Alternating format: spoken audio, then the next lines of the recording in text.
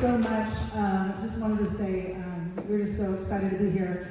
I have a 7-state territory, so I have to go to a lot of athletic director conferences. There's a lot of them I have to go to, but there's one I get to go to, and that is yours. So you guys are just a wonderful group. We wanted to say, first of all, thanks for who you are. You're the coaches to the coaches, you're the mentors to many, and you're generally the campus chaos coordinators. And we recognize that, we know what a hard job you have, so everything that we do with a heart of service to hopefully increase school spirit, student engagement, and pride on our campuses. One of the programs that we have is the Impact program that I'm a part of. I'm very proud, we are very proud of what we do, and part of that program is our Believe in You guest speaker bureau. And so today we're bringing from our bureau one of the guest speakers. We want to make sure that you just have a great time and enjoy this. 2 things we want you to know. We will be giving at the end of the conference a trip for probably our Sandy will be coming to one of your schools. So make sure that you come over, scan the QR code, make sure we get all the information, and then we'll be doing that drawing at the end of the weekend. Also, we will be over here. She has some books to sell. If you want to meet her, have your picture taken, we will be able to facilitate that as well. So without any further ado, we're so proud and so excited to bring to you Sandy Zimmerman.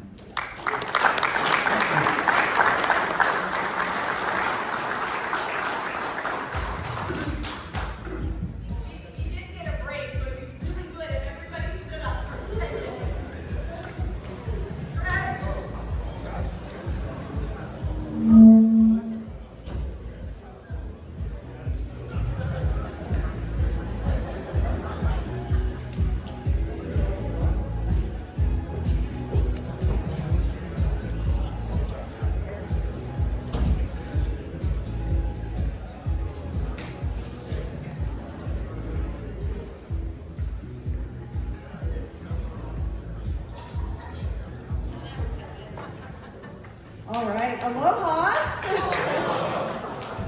I'm gonna have you stand just for a second. This wasn't planned, and anytime I go off script, you just never know what you're gonna get. But you didn't get a break. So I'm gonna do a little game with you real quick before we start. So I need you to turn next to your buddy there that's by you. And I want you to be facing them. You got a buddy? If you need to, you can do it in a group of 3 somehow. We'll figure it out. I want you to take your right hand and put your finger like this. Right hand. Now take your left hand and put it underneath their finger. All right, and then wait for instructions. We're going to pull their finger, but not that way. All right. I know, those of you know what I'm talking about, right? Okay, when I say go, you get a point, and we'll give some prizes away. If you grab their finger and they do not grab yours, you get a point. So you are trying to remove your finger and grab theirs at the same time. Are you ready? No cheating. Set. Ghostbusters. Oh, I already got some of it. Put those hands back out. Ready. First to 3 wins. I know this is a competitive group. I can already see it. First to 3 wins. Ready? Go.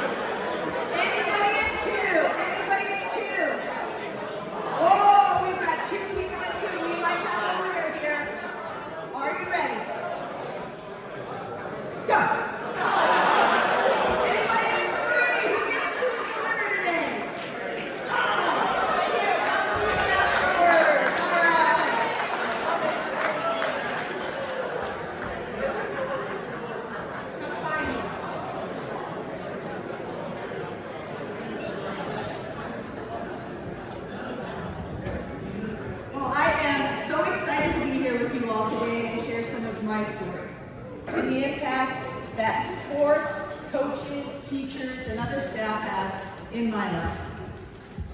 And how many of you Raise your hand if you've heard of Clydesdale horses. How many have heard of the Clydesdale horse? I want to share some interesting facts with you about them that really got me thinking about this conference today and just how important it really is. Did you know that a full-grown Clydesdale can pull up to 8,000 pounds? Crazy, right? Now here's another really amazing fact about them. If two Clydesdales are pulling together, you would guess that they could pull how many pounds? 1,600 pounds. That's what you would guess, right? They can actually together pull 22,000 pounds. Now here's the most amazing fact of all. If those two Clydesdales train together, they can pull up to 32,000 pounds. Which got me thinking about this conference. Today, a rising tide lifts all boats. And today we get to learn together, grow together, train together, so we can rise together, to get our sports programs to a level that you could never have done alone.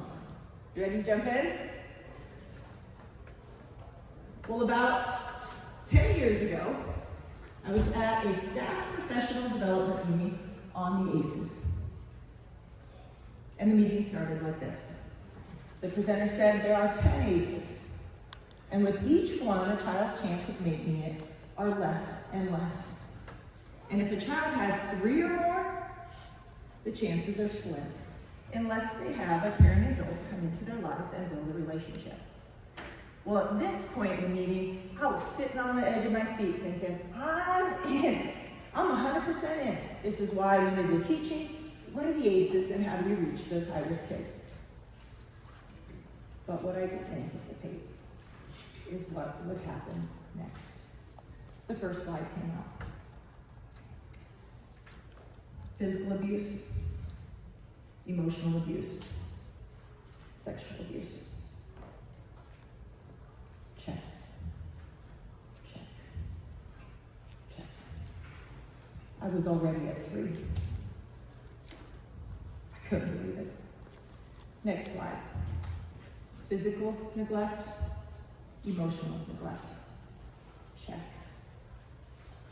Check. Next slide. Mental illness, substance abuse, family member incarcerated. Check. Check. Check. Last slide. Divorce, domestic violence. Check.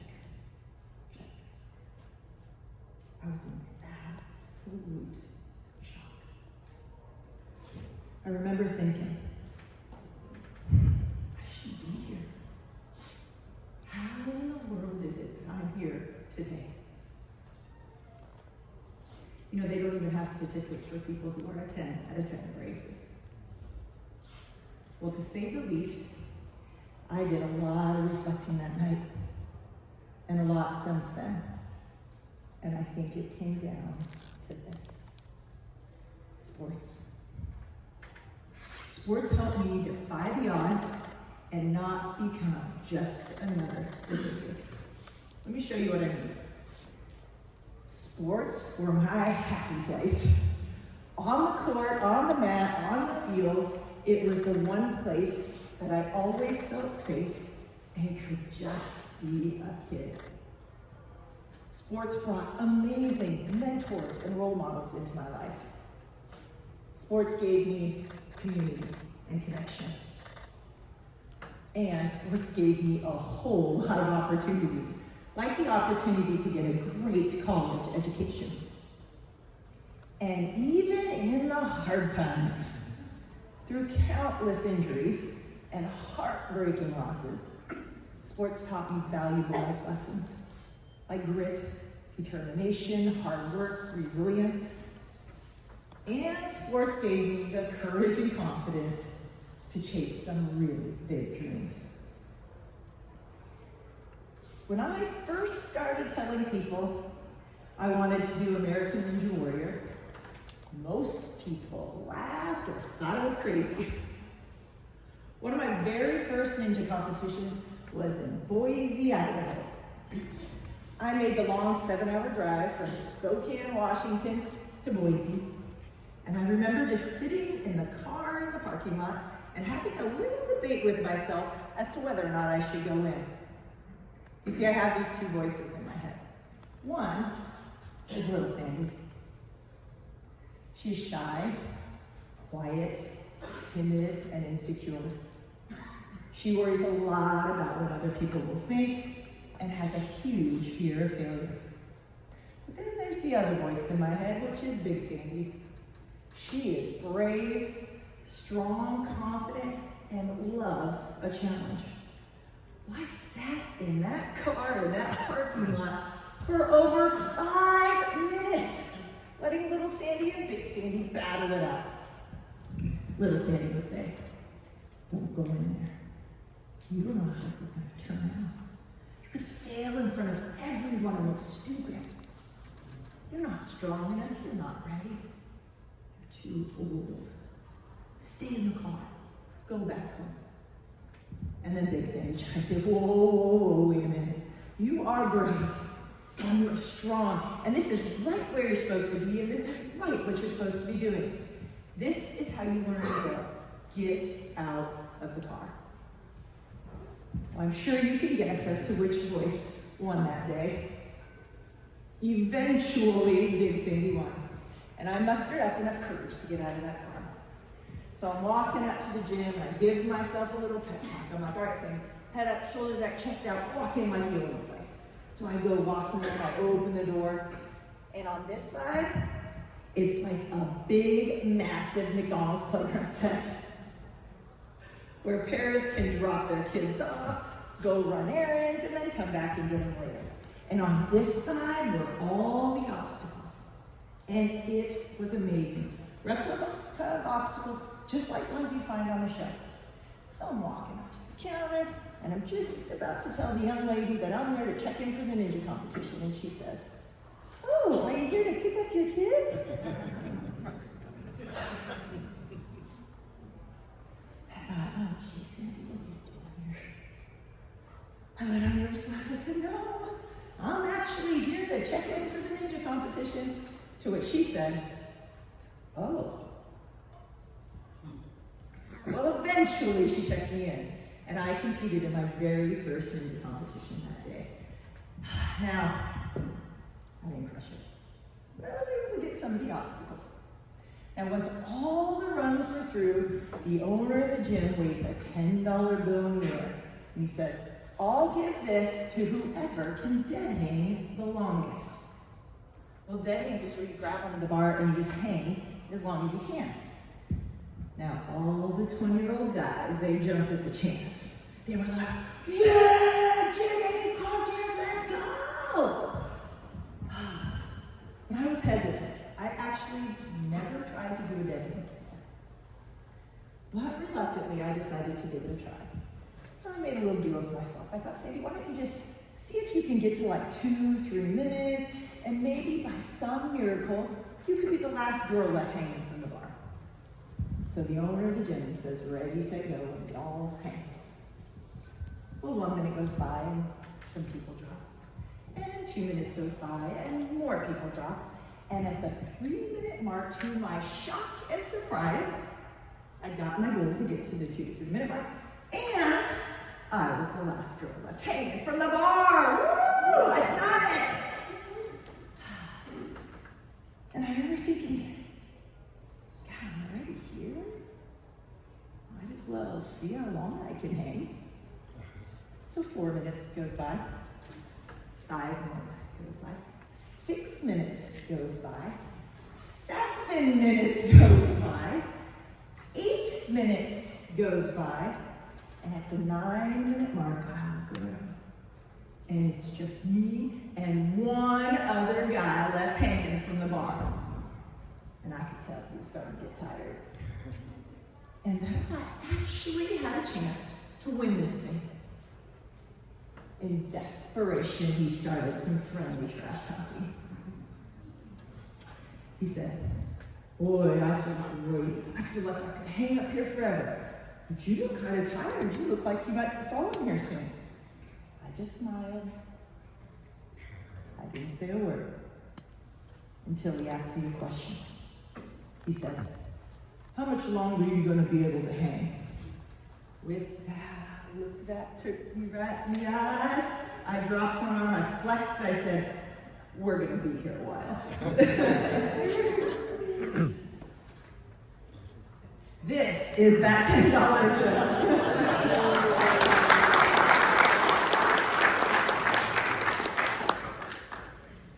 It still sits framed on my dresser today as a reminder to listen to the right voice, to get out of the car and to take that first step. You see, that ninja competition in Boise was just the first step in a series of lots of little steps that led to buzzers on American Ninja Warrior.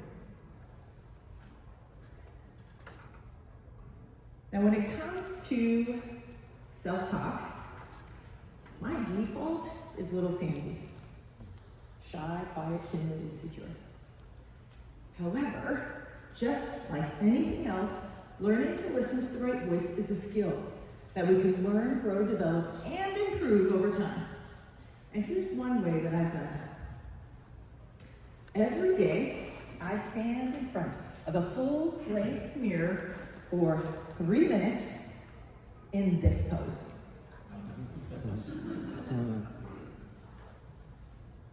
And I practice. I practice having an empowering, positive conversation with myself. It might sound like this.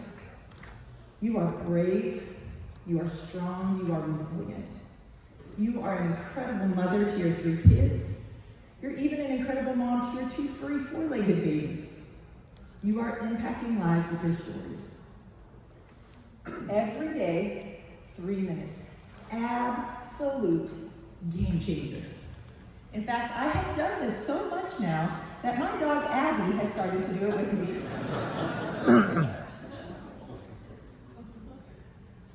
I imagine that this is what she's thinking.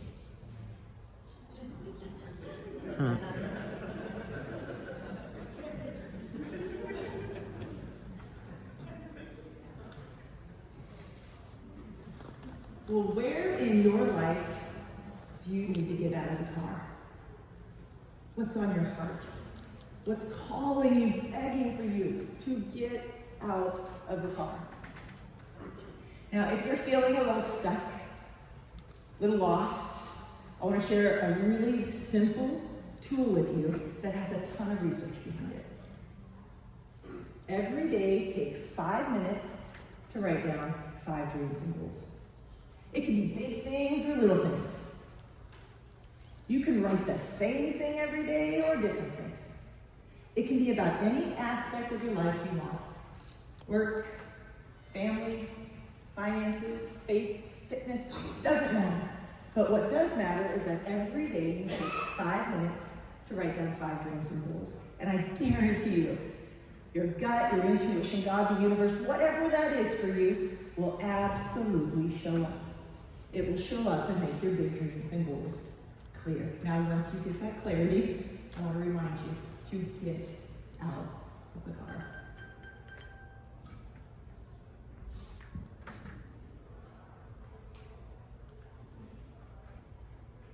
I was 12 years old when, by some miracle, the poor kid who grew up on welfare and spent time in the foster care system became a national judo champion.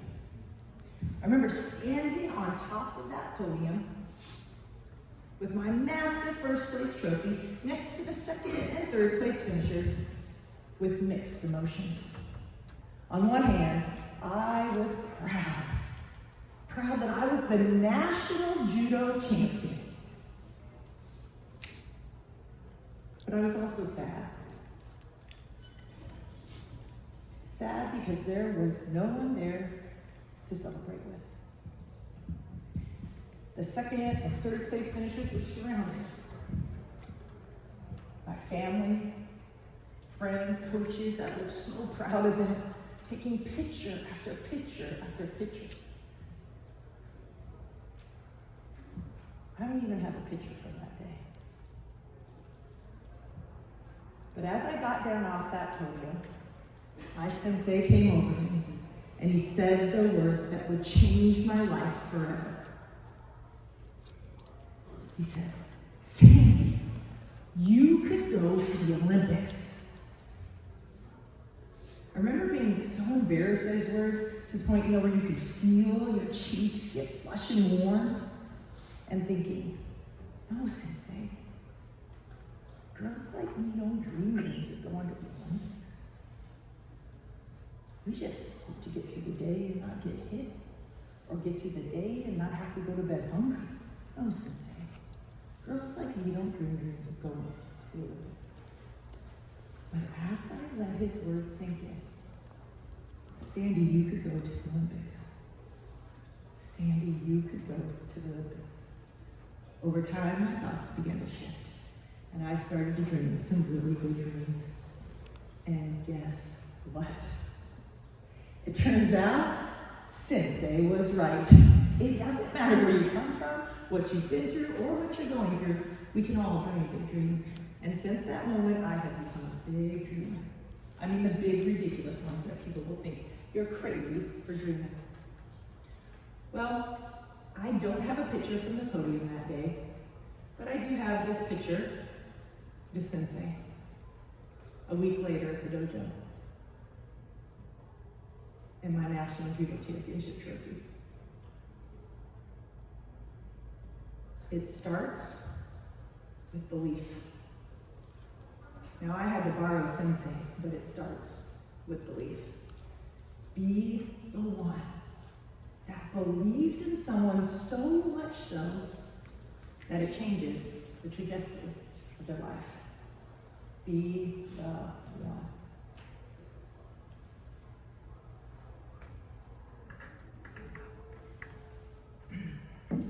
Well, I threw in this slide. At the end, you're going to be able to give me a little feedback, but I wanted to share this with you because it's one of my favorite that I've gotten from a student after a presentation.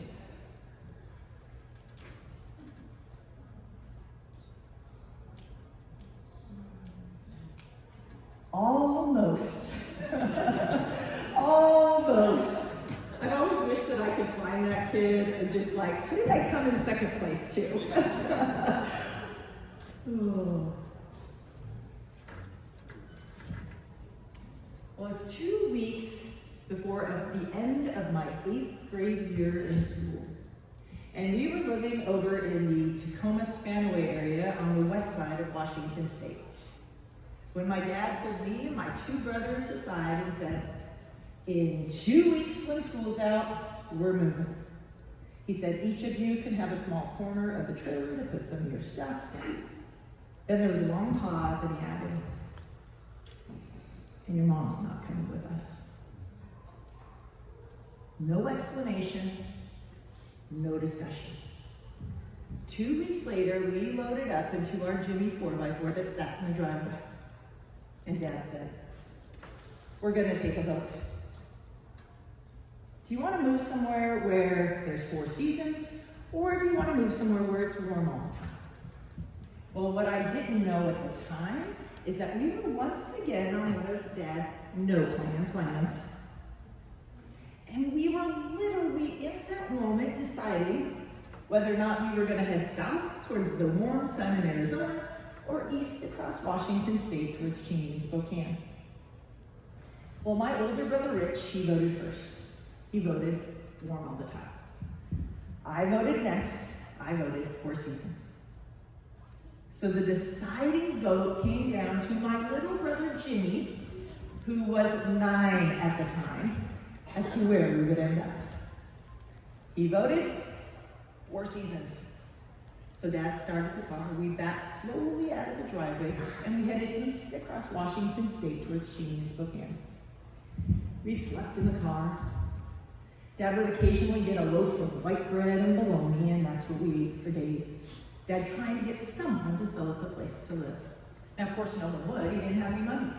This went on for days and days and days until Dad finally got frustrated and gave up.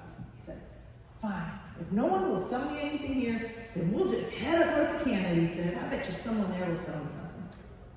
So we left the Cheney Spokane area and we started our trek north, stopping at every small town along the way.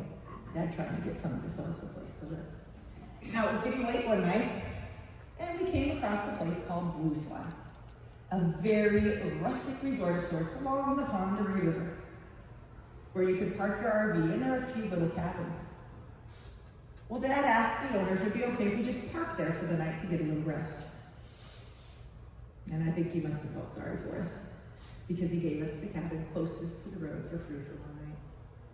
Oh, I remember taking the longest warm shower I have ever taken in my life, and how good it felt to sleep in a real bed, even if just for one night.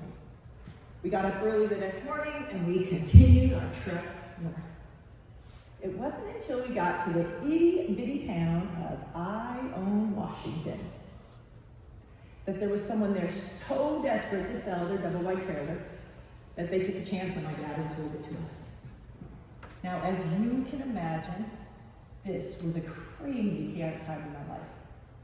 Homeless, sleeping in the car, very little food or money, no mom, not knowing where we would end up. But as soon as we got to Selkirk, that community took me under their wings. It started with the volleyball coach, Miss Carlson, whose kind, caring, encouraging spirit let me know that this was going to be a safe place for me. And then there was the secretary, Roxanne, who became like a second mom to me. She taught me what a healthy mother-daughter relationship should look like. She advocated for me, she showed up for me. She went to all my games, even when I went off to college. When she found out that my dad couldn't pay the electric bill and that we had no hot water, she discreetly unlocked the locker room in the morning so I could get cleaned up. She later went on to help me plan my entire wedding. And then there was the English teacher and track coach, Miss Baker. She spent countless hours with me one-on-one outside of class because reading and writing was such a challenge for me. I also remember her making up jobs around school so I could earn a little money. And then there was the history teacher and basketball coach, Coach Key. He helped me find a new big dream with basketball and a much-needed distraction from my home life. He invested in me and helped me get really good at basketball. I remember him pulling me aside one day and he says, "Sandy, if you work really hard, you could earn a full-ride scholarship to play basketball at the Division I level." I didn't even know what Division I level meant at the time. But he planted a seed of hope. And that seed not only took root, but it grew strong. And I did end up earning that full-ride scholarship to play basketball at Gonzaga. And it was my ticket out of poverty and a rough life. It literally changed my family tree. However, I think the most valuable thing all of those people did for me up at Selkirk was they believed in me before I did. They saw something in me that I couldn't see yet. Potential. That I had a unique gift and talent to offer the world. And if I'm being honest, there are still times today on the tough days when doubt creeps in, that I continue to lean on their belief in me. How do you imagine the people up at Selkirk made me feel? Give me at least half a dozen. What do you think? Important. Valued. Valued. Wanted. Seen.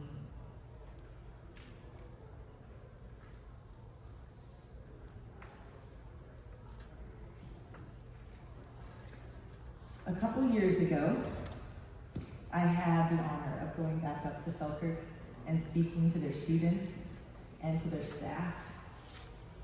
And although they're all retired, guess who showed up?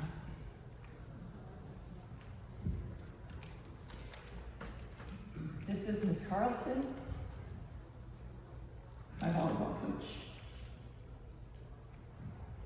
The next one over is Coach King, my history teacher and basketball coach. That's Ms. Baker, my English teacher and track coach. And the last one on the end is my beloved Roxanne, the secretary.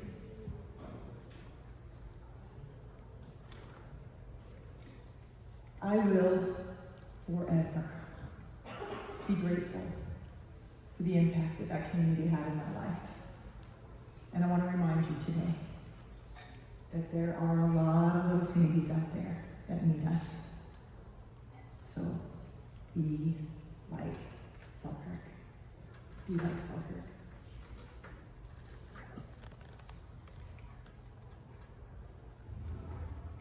I'm here in Spokane, Washington, in the backyard of Sandy Zimmerman, aka the Ninja Fortress.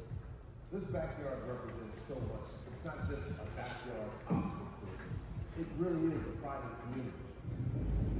Right now, there are thousands upon thousands in the dark across all of the Illinois. Plus, we are under a wind advisory tonight. A couple weeks ago, we had a big, giant blue spruce tree fall down in a windstorm right on our Ninja Fortress. The big monster that fell down. It destroyed the course, and Sandy was devastated. Now we've got a huge surprise for her.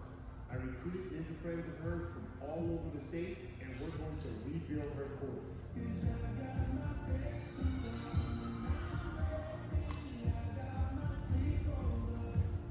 What you guys, everybody quiet. She's coming, all right? She's coming.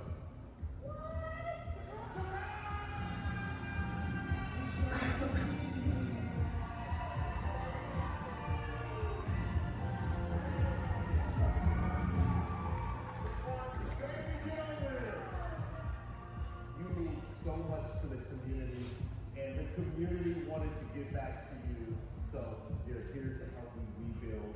We're going to get to work on this course, all right? The Ninja Fortress, it's back. You're gonna see me.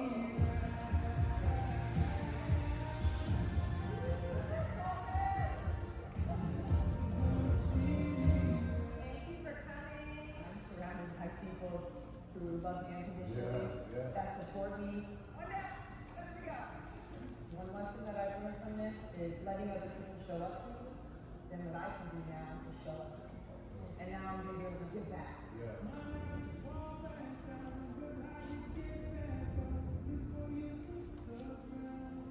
And that's an incredible thing.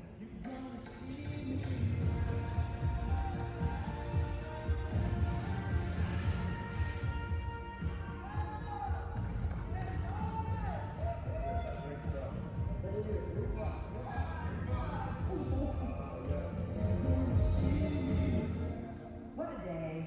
What a day.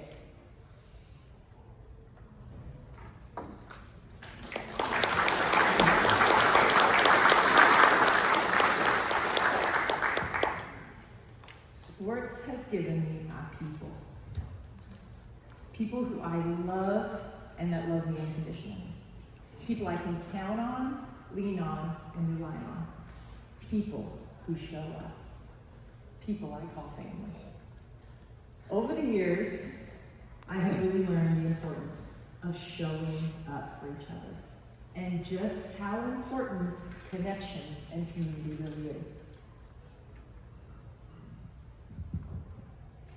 It was 2014, and I was at home with my two youngest kids, Blake and Lindsay, when I got a call from one of my former high school basketball players named Teresa. She said, "Hey coach, we're at the hospital." Now at this point, I hadn't been Teresa's coach in over 8 years, but we had stayed close and in contact over the course of those 8 years. She says, "Hey coach, we're at the hospital, and I just had the baby. My husband and I would love for you to come meet him." I tried to play it cool, but I cannot begin to tell you how excited I was to get invited to go to the hospital to meet their new baby. In a mad, frantic dash, I gathered up the kids, we piled in the car, we rushed off to the Valley Hospital in Spokane. When I walked in that door and saw Teresa sitting in that bed, holding that precious baby in her arms, it was all I could do to not lose it right then and there.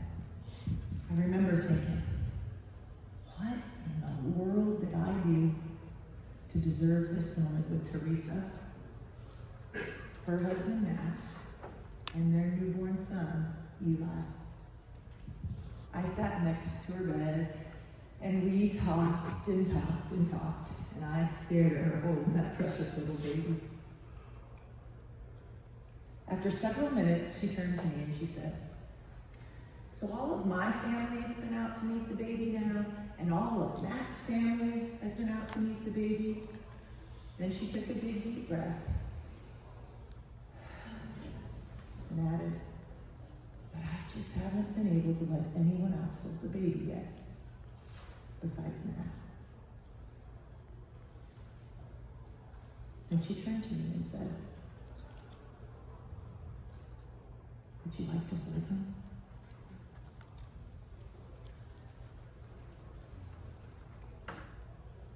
It was in this moment,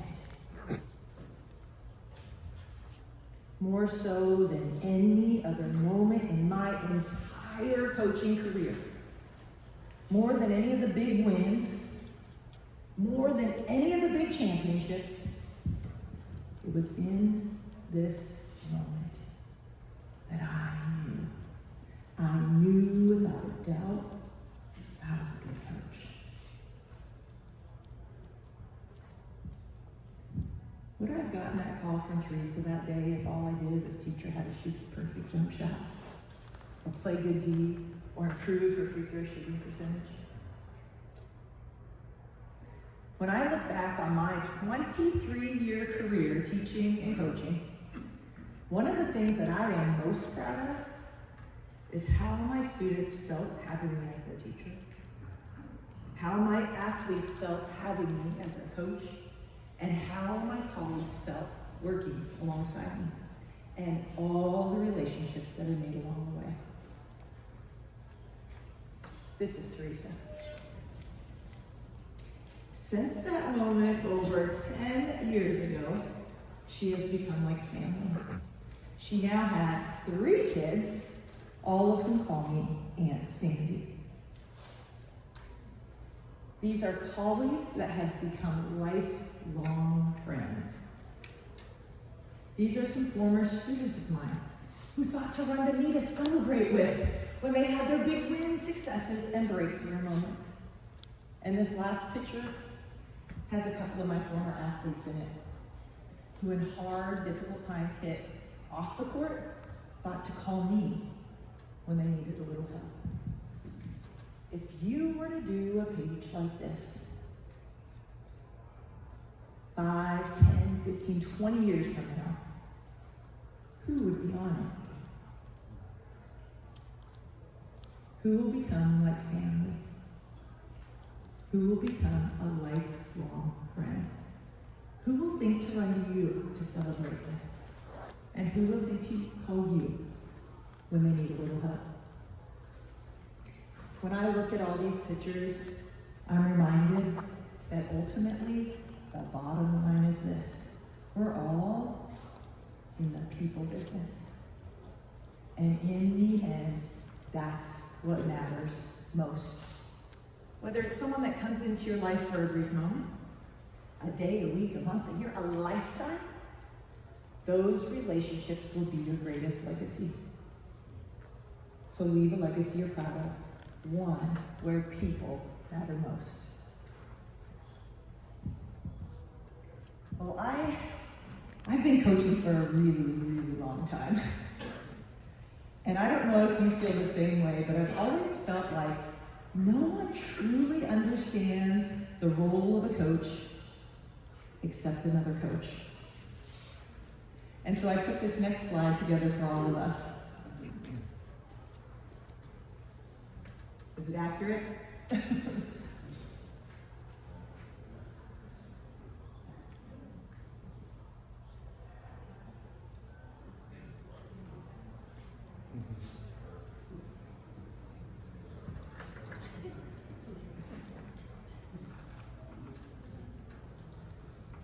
Well, one of my favorite quotes is by Josh Shipp, and it's something that I believe to my very core, and that's this.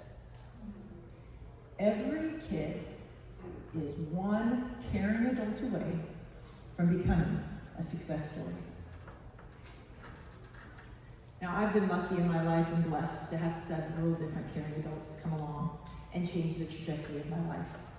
But no one more so than Roxanne, my high school secretary. This is Roxanne cheering at a game. This is Roxanne at my graduation with the blanket she made me. This is Roxanne at my wedding. And this is Roxanne a few months ago at an event that I was speaking at. Still showing up. Still showing up after all these years. Be the one that sees a student and loves them right where they're at, but can also see what they could become. Well, I want to take a moment to recap what we've talked about today. Number one, get out of the car. You know what the biggest killer of big dreams and goals is? It's the word someday.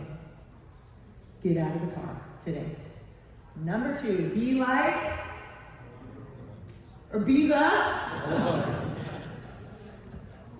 be the one. Be the one that believes in someone so much so that it changes the trajectory of their life.